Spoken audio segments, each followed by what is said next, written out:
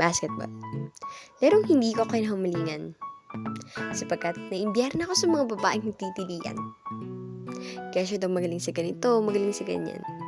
Minsan may sisigaw pa ng go baby ang mga yan. Pero isang araw, panonood ng basketball ay aking sinubukan. Mga kaibigan ko ay sinamahan. Kahit tamad na tamad sa panonood ay hindi ko inalisan. Patuloy ko pa rin silang sinamahan hanggang lumipas ang ilang minuto. Naagaw mo ang atensyon ko. Isang moreno na kung umagaw at pagpashoot ng bola ay palong-palo. Sa pagtakbo ay kay tulin. Di ko na malayan. Atensyon ko ay nakuha mo na din.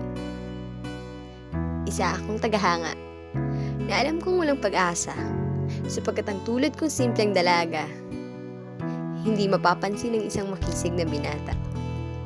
Lumipas ang mga taon, paghanga ko sa'yo hindi nawala. Hanggang sa isang araw, muli kitang nakita sa hindi ko inaasahang lugar at panahon. Pero alam ko na hanggang doon lang yun. Alam mo ba? Siyempre hindi. Sinubukan kong magpapansin sa'yo. At bawat ginawa ko para mapansin mo. Ginamit ko na yung mga galawan sa Wattpad na alam ko pero walang nagbago. Honest na naman ako sa'yo. Siguro nga hindi mo na mapapansin ang isang tulad ko. Pero, yung makita ang pangalan mo sa messenger ko, patunay na in-accept mo na ako. Mali. Yung friend request ko.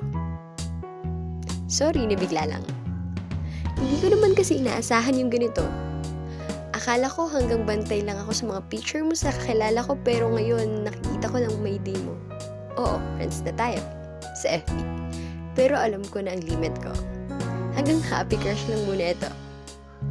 Marami man magaling sa tingin ng iba. Para sa akin, nag-iisa ka.